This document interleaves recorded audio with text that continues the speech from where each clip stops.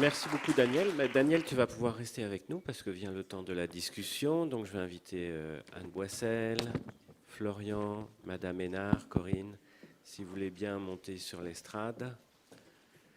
Et on va laisser la parole au public. Si vous avez des questions, c'est le moment. Si vous avez des commentaires, voilà, il ne faut pas hésiter.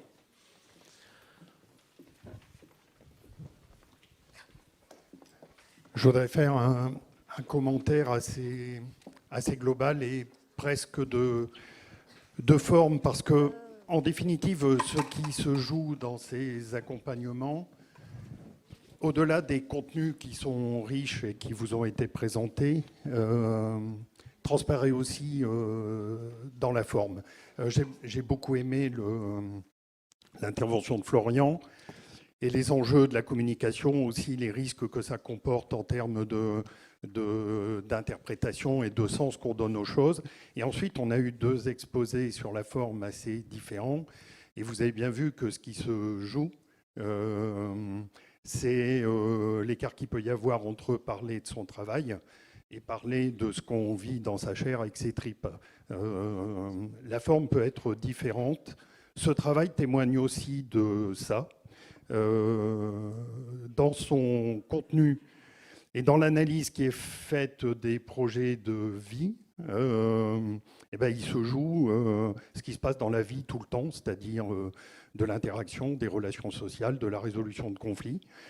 On a parlé de recherche d'alliance, alliance autour du patient, de la personne, alliance des professionnels et des proches, alliance qui suppose la confiance. Dans le cadre de ce travail, on l'a expérimenté, parce que ce travail est une recherche appliquée.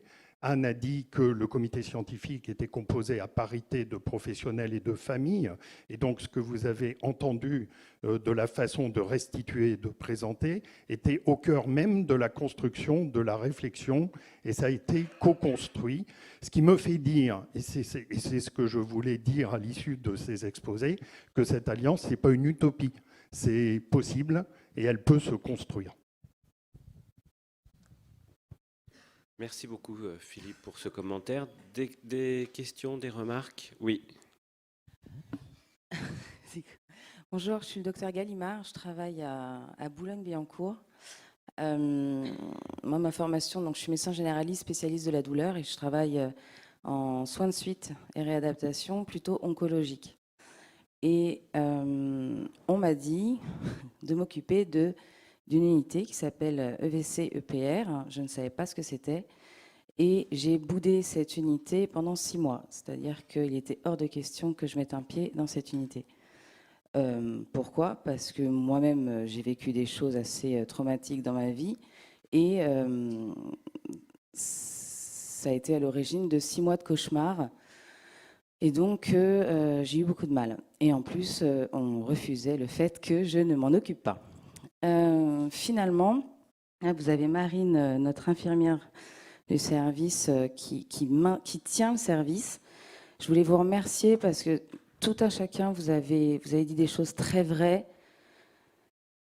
Je suis très émue, très vraies et qui font du bien à entendre. Parce qu'effectivement, c'est compliqué. Pour les familles, pour les médecins, pour les infirmières. Moi, j'aimerais crier notre manque de moyens pour faire du bien aux patients, faire du bien aux familles. Dans notre unité, on a un salon des familles, mais qui finalement est mort progressivement. Notre clinique a été ouverte il y a 10 ans. Moi, je suis là depuis 2 ans. Marine, depuis 4 ans. Ce salon des familles est mort progressivement pour servir à accueillir des kinés. Et puis, finalement, avec Marine et son enthousiasme et sa façon d'aimer ses patients, elle m'a montré que je pouvais moi aussi m'en occuper. Et elle m'a accompagnée, en fait. Donc, le petit médecin qui arrive, qui connaît rien du tout. La trac, rien du tout. La gastrostomie, je savais même pas, enfin, je savais ce que c'était, mais pas en pratique. Et elle m'a montré progressivement. Et finalement, là, j'ai à cœur de faire connaître cette pathologie qui n'est pas du tout connue. Et donc, dans notre unité, je mets en place un contrat de soins, comme vous avez évoqué là, à l'arrivée des patients. Et j'aimerais que, si je pouvais faire en sorte que ça se fasse dans ces unités, je suis partante. Et dans ce salon des familles, j'aimerais faire un espace type Snooze-Hélène, mais ça coûte 25 000 euros. Pareil, des fauteuils roulants qui ne sont pas du tout adaptés aux patients, qui renforcent certains escarres. Non, on n'a pas d'escarres, mais qui renforcent des problèmes positionnels au niveau cutané. Je demande à mon directeur, le pauvre, il n'y peut rien. Un fauteuil, ça coûte dans les 15 000 euros. Ils doivent être thermoformés, etc., etc. Et on me dit, la sécurité ne paye pas, la sécurité sociale ne paye pas, c'est à la clinique, au SSR de subvenir aux besoins du patient. Donc forcément, on casse l'herbe sous le pied, on coupe l'herbe sous le pied, pardon, et j'ai pas de fauteuil adapté. Voilà. Donc je fais ce que je peux. Donc là, je suis en train d'essayer de demander aux différentes associations comment je peux faire. Pareil, en kiné, bon, ils font ce qu'ils peuvent. Franchement, ils font ce qu'ils peuvent. Mais ils n'ont pas le temps puisqu'ils s'occupent des 120 autres patients de la clinique. Ergo, pareil. Psychomotricienne, pareil. Orthophoniste, pareil. Et effectivement, ces patients-là sont délaissés. Mais souvent, je suis sûre qu'il y a des parents de patients dans cet état, et je veux surtout pas les choquer, mais la première attitude des soignants qui ne connaissent pas, c'est « je suis désolée, je le pense pas », c'est « à quoi bon ?» Et c'est ça le problème. Voilà, c'est tout. Et ce que j'aimerais, c'est qu'il y ait plus d'informations au public, surtout que l'ARS nous a demandé de créer ce genre d'unité. Donc voilà, j'ai dit ce que j'avais à dire. Merci beaucoup pour votre commentaire. Sur la question à quoi bon, elle va être débattue cet après-midi, donc je vous invite à rester si vous le pouvez. Après, vous avez pas mal de professionnels autour de vous, n'hésitez pas aussi à revenir vers nous. Juste dans l'étude, dans ce qui nous a été présenté par Mme Darrier, j'ai retenu que le fait qu'il n'y avait aucun professionnel qui remettait en question ce qu'il faisait. Je crois que c'est quand même très important, il y en a beaucoup. Tous peuvent se poser cette question, à quoi bon? Et dans tous ceux qui s'en occupent à long terme, il n'y a aucun professionnel qui remet en question ce qu'il fait. J'ai trouvé que c'était vraiment très, très important. Oui, Daniel, allez-y. Il est possible qu'il y ait quand même, je vais nuancer les choses un tout petit biais, dans la mesure où certains ont refusé de répondre. Mais quand même, c'est la majorité qui répond, hein. Attention. Oui, justement, c'est ce que je voulais rappeler.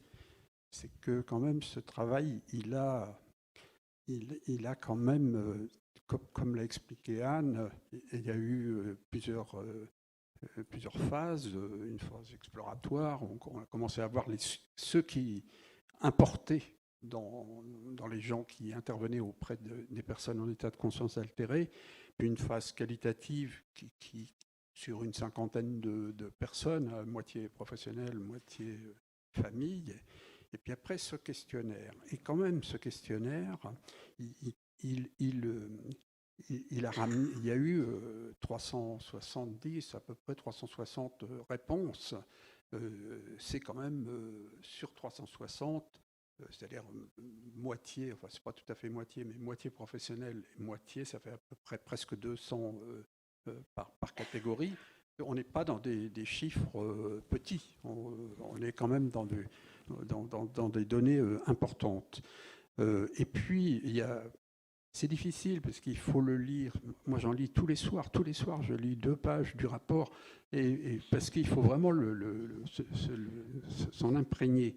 Et par exemple, une chose, je ne sais pas si vous avez remarqué, quand il y a une diapositive où on voit la présentation des personnes. Alors, on voit qu'il y a plus de personnes en état post-relationnel qu'en état végétatif. On voit aussi qu'il y a un pourcentage relativement important de gens qui ne savent pas dire l'état de la personne. Bon. Et puis surtout, c'est quand on regarde la moyenne avec un écart type qui est assez faible, par rapport à l'événement initial, c'est 7 ans. 7 ans. C'est-à-dire que quand les gens dans les unités dédiées et qui ont répondu, les personnes en état de conscience altéré ont 7 ans par rapport à l'événement initial. On est vraiment dans la chronicité. On n'est pas et ça, c'est quelque chose une population homogène et vraiment spécifique. Et puis, ce que vous venez de dire là rejoint la proposition, je crois Philippe en a parlé tout à l'heure, le moment est sans doute venu d'essayer d'avoir des recommandations de bonnes pratiques, et si elles ont le label HAS, ça sera encore mieux, mais ces recommandations de bonnes pratiques, il ne faudra pas qu'elles se limitent à reprendre les annexes de la circulaire. Parce que la circulaire a des annexes qui disent il faut ceci, il faut cela.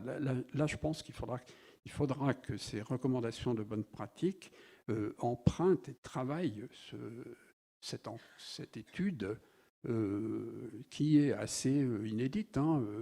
Je ne crois pas qu'il y en ait beaucoup en Europe, là, pour le coup. Voilà ce que je voulais ajouter. Juste un mot en passant le micro à Edwige pour vous dire que moi je vous remercie d'aimer vos patients. Oui, donc Edwige Richet, j'ai travaillé pendant très longtemps auprès de ces patients. Et ce que je voulais dire pour notre jeune collègue, c'est que la circulaire qui a créé les unités, cette circulaire était assortie d'un cahier des charges. C'est-à-dire qu'il y avait un certain nombre d'éléments qui s'imposaient. Et le problème, c'est que les ouvertures se sont faites, et qui a vérifié que le cahier des charges était bien appliqué? Moi, j'ai pu constater, parce qu'au moment de la création des unités, on m'a demandé de venir faire des formations in situ dans les unités. Et là, je me suis fait engueuler, pour ne pas dire autre chose, par les directeurs et les médecins, les collègues, qui me disaient « Mais qu'est-ce que tu racontes? Tu nous mets tout le personnel contre nous ». Parce que moi, je commençais d'abord par dire « Voilà le cahier des charges ». Et quand les personnes s'apercevaient que le cahier des charges n'était pas appliqué, eh bien, je me suis fait un peu jeter. Voilà. Donc, c'est pour dire qu'il faut revenir au cahier des charges, parce que quand même, une circulaire avec un cahier des charges, ça s'impose. Enfin, il me semble. Et à ce moment-là, il faut faire une dénonciation. Enfin, il faut se battre, quoi. Je voudrais juste dire un petit mot, Eric. Oui, bien sûr, un petit mot, parce que vraiment toutes ces communications, je les ai trouvées très très intéressantes. C'est la deuxième fois que je vous entends, Mme Boissel, présenter, parce que vous l'aviez déjà présenté à la SOFMER une partie. Mais voilà, je voulais vous remercier parce que c'est un travail qui est majeur. Qu'on n'avait pas jusqu'à présent. Et moi, tout à l'heure, Emmanuel me disait « Mais dis donc, tu as pris tout un tas de questions, ça va durer très longtemps. » Il était inquiet. En fait, je n'ai pas noté des questions, j'ai noté parce que j'apprenais des choses. Et je trouve qu'on apprend... Enfin, vous allez nous informer, vous nous informez. Alors, je n'ai pas encore pris la méthode de lire 2 pages tous les soirs du cahier blanc, mais en tous les cas, j'ai envie de creuser parce qu'on apprend beaucoup de choses avec votre travail. Et la synthèse que vous en avez faite, parce qu'on pourrait effectivement, il y a des informations qualitatives, quantitatives, et là, cette restitution, elle est vraiment très très intéressante pour nous. Et il y a une petite réflexion que j'avais en vous écoutant quand même, c'est que, et c'est peut-être à l'origine de certains des conflits, c'est que on voit bien l'importance pour ces patients en particulier du partage entre les familles et les professionnels. Cette notion de patient partenaire qui arrive petit à petit dans les hôpitaux, c'est un des objectifs par exemple à Lyon, là, aux HCL, d'inclure les patients dans la réflexion, il est majeur parce qu'on co-apprend et qu'on passe d'une relation différente. Habituellement, c'était les professionnels, le médecin en particulier qui était le sachant, et là on voit bien qu'il y a une forme de communication nouvelle que et ce que disait M. Petit tout à l'heure est très juste, vous avez développé des compétences nouvelles d'apprendre de ces patients, des familles, pour construire une nouvelle relation. Et que ça, c'est des choses qui n'existent pas vraiment aujourd'hui, parce que savoir comment le corps parle dans ces situations-là, comment on l'interprète, c'est quelque chose qui est très compliqué. Il y a une notion qui est la complexité quand même pour ces patients. C'est pas facile du tout. Et si vous voulez, Moi, quand on vient me voir, je suis professeur de médecine, je suis censé être celui qui sait. Et régulièrement, je ne sais pas. Je ne sais pas. Alors, je communique ce doute, mais ce n'est pas facile en fait, parce que les personnes qui viennent nous voir, ils attendent des réponses aussi. Et on est dans une incertitude commune dans beaucoup de situations, qui peut mener à des situations très compliquées en réalité, parce que voilà, il y a des interprétations différentes. J'ai toujours ce souvenir en tête d'un patient qui était dans une situation d'altération de la conscience, où une partie de la famille interprétait un signe qui était l'œil noir, comme disant mais il a envie de vivre, et l'autre partie disant et au même moment, cet œil noir, c'est parce qu'il a envie de mourir. Et quand vous êtes devant cette nécessité en fait de donner du sens aux signes que vous voyez, mais que vous voyez bien la difficulté de l'interpréter quand même, parce que là on voit bien que c'est interprété de façon diamétralement opposée. Eh bien, cette nécessité du sens, elle est associée très intimement à l'humanité de ces personnes. Et donc voilà, donc il faut arriver à trouver un dialogue, et c'est ça un des enjeux majeurs dans nos unités. Mais vraiment, j'ai beaucoup apprécié votre travail et je tenais à vous le dire. Voilà, et ça, c'est pas fini, évidemment.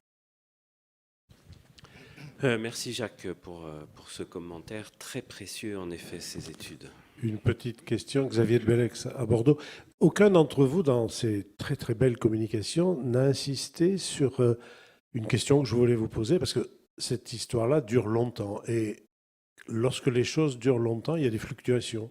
Il y a des jours ça va, il y a des jours ça va pas. Est-ce que vous pourriez nous dire quelque chose de cette espèce de consentement qui est là des jours et qui le lendemain n'y est plus, ou est-ce que vous avez observé, parce que ça ne se sent pas trop dans une interprétation qui semble un peu statique, c'est-à-dire qu'on donne un résultat global, mais on sait tous que l'on soit soignant ou soigné, il y a des jours où ça va et des jours où ça va pas. Il y a des matins où ça va et des soirs où ça va plus. Est-ce que vous pourriez nous préciser un petit peu si vous avez senti à travers les réponses au questionnaire cette espèce de lente difficulté à s'adapter à la situation? Parce que là, on a l'impression que c'est une donnée brute, quoi. Oui. Oui, ce sont des données brutes, et parce que c'est statique, surtout l'analyse quanti. Après, dans l'analyse qualitative, les moments de découragement, tout à fait, en fait, on s'aperçoit qu'on est loin d'avoir tout exploité. Voilà, François, c'est 2 pages par soir. Moi, là, j'ai repris, par exemple, les questions ouvertes dans les questionnaires. J'ai fait ça cette semaine, et en fait, on a encore un champ énorme. Donc, je ne sais pas pour combien on en a, mais donc il faudrait reprendre les moments de découragement. Je pense qu'effectivement, ils ont été notés, et il faudrait peut-être plus approfondir, y compris dans le CALI. Je pense aussi que le meilleur antidote à l'encouragement, au découragement, pardon, mais voilà, c'est le travail, c'est le partage. C'est-à-dire que, c'est pas paradoxal, hein, on le sait aussi, par exemple, dans les pathologies neurodégénératives comme l'Alzheimer, etc., qu'il y a beaucoup plus de risques de maltraitance à domicile qu'en établissement. Et là, je pense que la force de la spécificité française et des unités dédiées, c'est de quand même donner une possibilité de travailler en équipe, même si c'est imparfait, et que ce travail en équipe, justement, est un excellent... Et travail en équipe et en partenariat, si on y arrive avec les familles, c'est vraiment un excellent antidote, et pour le découragement, et pour le burn-out, et pour les risques de maltraitance. Et c'est ce que disait la dernière phrase de Daniel, elle est fondamentale. Et ça, moi, je le dirais encore plus fort que ça, c'est-à-dire que c'est vraiment la valeur qu'on donne à ces unités d'un point de vue légitime, c'est-à-dire dans la structure de l'institution. Moi, j'aime bien ce mot institution. Alors, il faudra qu'on en reparle. Oui, il y a encore beaucoup de débats à avoir. C'est voilà, quelle place on donne légitimement et comment on le reconnaît symboliquement dans l'établissement, qui est vraiment la garantie que toutes les conditions vont être bonnes pour que le travail se fasse au mieux et que les personnes soient au mieux. C'est-à-dire la beauté des lieux, l'ouverture des lieux, le mélange, en fait, tout ce qui a été dit. Un petit complément à ce que tu viens de dire, Anne, et en écho peut-être à la question. On est sur les petits signes. Donc, la communication, on a bien vu en quoi elle consistait, et on est sur l'observation fine de petits signes. Et donc, dans la question que vous posez, le risque, il est à la routine, à l'épuisement et à la perte de sens ou à les manquer. Une façon d'y répondre en creux, c'est que quand on questionne les professionnels, on voit que d'abord le turnover est modeste, alors qu'on pouvait s'attendre à l'inverse. Les gens sont attachés à cette pratique et ils sont contents de travailler dans ces unités. Donc, ce n'est pas vraiment une réponse, mais en creux, ça dit quelque chose des apports de ces accompagnements-là, y compris pour les professionnels et dans la durée. Oui. Marie-Madeleine Leclerc, je suis médecin dans une maison d'accueil spécialisée qui est au sein d'un centre hospitalier à Mulhouse. Et donc, cette maison a été ouverte en 2002 et d'emblée, on nous a demandé d'accueillir 6 personnes en état post-relationnel ou végétatif. Donc, on avait cette expérience au moment où on a ouvert l'unité dédiée en 2012. Et cette unité dédiée, en fait, architecturalement, une extension de notre masse. Et je trouve très intéressant d'avoir cette notion lieu de vie et animation aussi proche de l'unité dédiée. Les équipes sont des équipes mutualisées, passent d'un service à l'autre. En fait, il n'y a pas de distinction, mais certains jours travaillent du côté masse, l'autre jour du côté de l'unité EVC-EPR. En fait, je trouve que ça a donné beaucoup de sens à tout ce qui était éveil et animation, en dehors des difficultés administratives d'avoir un secteur sanitaire et un secteur médico-social. Mais ça, finalement, c'est pas grand-chose. Mais en fait, tout ce qui est animation côté masse est immédiatement pensé aussi pour les personnes de l'unité dédiée. Et quand cela est possible, on met ou les lits ou les fauteuils côté masse. Elles participent à des médiations animales, enfin à différents concerts. On les emmène même dans une salle de concert en ville. On leur fait faire des sorties, des promenades à l'extérieur, des courses dans les magasins. Enfin, bon, toutes ces choses, finalement, je trouve, sont plus simples à cause de cette mixité avec la masse. Et pour les équipes, ça paraît naturel. Et chaque fois que ça leur paraît adapté, ou inadapté d'ailleurs pour certaines animations, elles vont chercher les personnes et elles les font participer.